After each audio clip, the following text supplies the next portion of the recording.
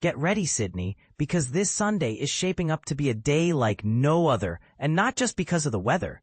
The city's streets will be buzzing with activity, but not all of it will be in harmony. Here's the lowdown.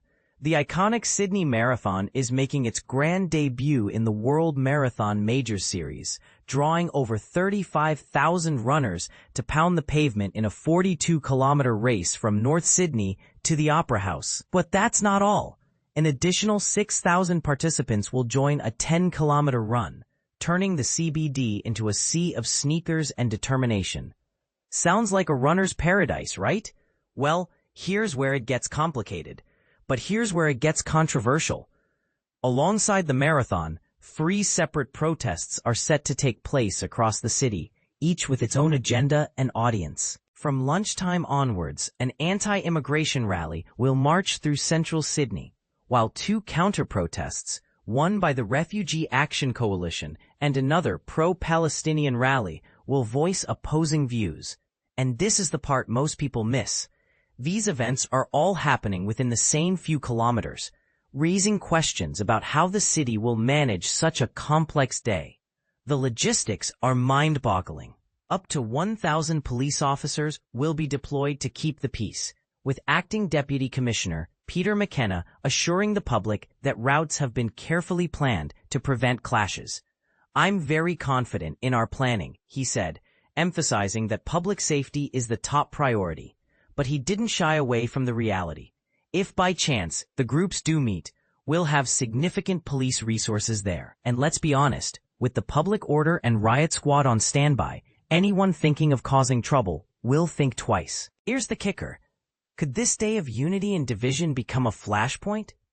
While organizers have urged attendees to avoid confrontation, the potential for tension is undeniable. NSW Premier Chris Minns expressed confidence in the police's ability to manage the crowds, praising their expertise over the past 2 years. But he also acknowledged the fine line they're walking. That confidence isn't blind trust, he noted. For Sydneysiders, the practical impact will be felt in the streets. Major road closures will begin as early as Saturday midnight, affecting areas like North Sydney, Pyrmont, and Darlinghurst. The Sydney Harbour Bridge and Western Distributor will be shut down from 3 a.m. Saturday until 11 a.m. Sunday, while the Harbour Tunnel and Eastern Distributor remain open. Though delays are expected, public transport will see extra services. But Transport for NSW Coordinator General Howard Collins has one clear message: avoid non-essential travel if you can. So, what's the takeaway? Sunday will be a test of Sydney's ability to balance celebration and dissent. Will it be a day of smooth coordination, or will tensions boil over? And more importantly, what does this say about how we handle conflicting voices in public spaces? Let us know your thoughts in the comments. Do you think the city can pull this off without a hitch, or are we setting the stage for chaos? One thing's for sure. All eyes will be on Sydney this weekend.